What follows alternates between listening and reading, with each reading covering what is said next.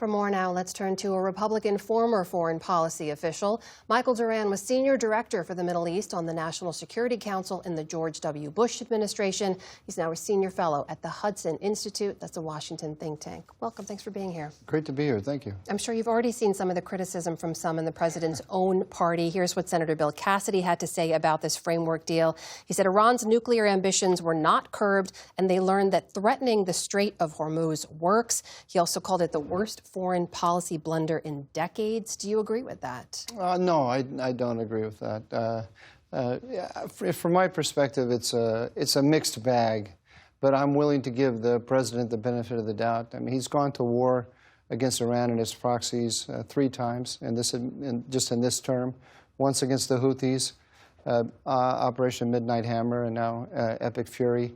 I think he's really done more to degrade Iran's capabilities than any other president, and I think we should give him a little leeway.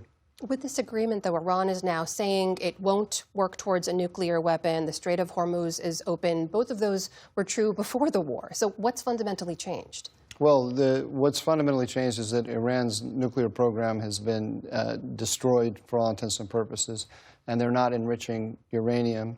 And I think the most important clause of the Memorandum of Understanding is that the nuclear status quo will remain in place as long as the MOU is in place. So as long as they're negotiating, there's not going to be any enrichment. That's a fundamentally different quality that we've had with Iran since they started enriching uranium in 2006. You wrote about this in a piece recently, that the agreement buys the U.S. time to allow ships to leave the Persian Gulf, also time for the U.S. to rearm, to replenish its stockpiles, and get ready to attack Iran again, as President Trump has threatened to do if they don't comply with the deal. Doesn't that timeline also allow for Iran to replenish its stockpiles and get ready?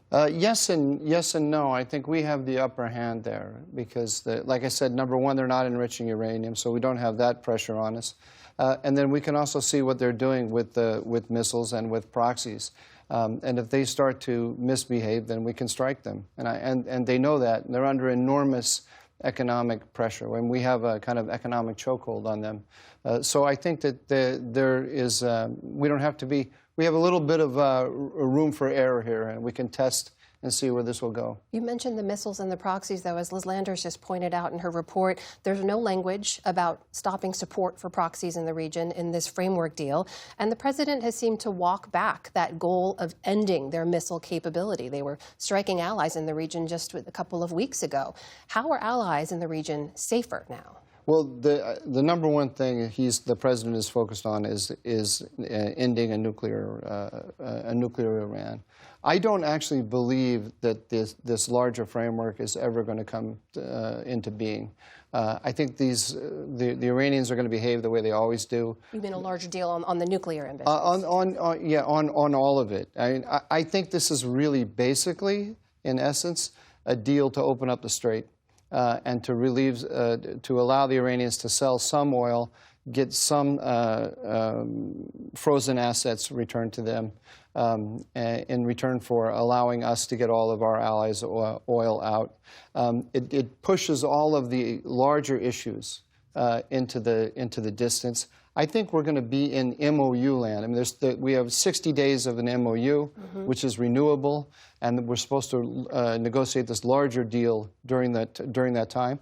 I think what we're going to find is that 6 months from now, we're still going to be in MOU land. And that's okay with me if we're still in MOU land. MOU land can go on forever because they're not enriching uranium while that's happening. We heard the president explicitly say oil supplies would be depleted in a matter of weeks if the war had gone on. In your view, did domestic energy and political pressures force the president to make a deal at this moment? I think so. I think it was the 3 M's. It was markets, munitions, and midterm elections. So he was looking at a spike in oil prices, and he was worried about the effect that would have on the midterms. But also he's concerned about the expenditure of interceptors. We don't know the exact numbers. I mean, this is one of the best kept secrets, but it's not a secret that we burned through a lot of our interceptors, and that made a lot of our allies nervous around the world. Michael Doran of the Hudson Institute. Thank you so much for being here today. We appreciate your time. Thank you.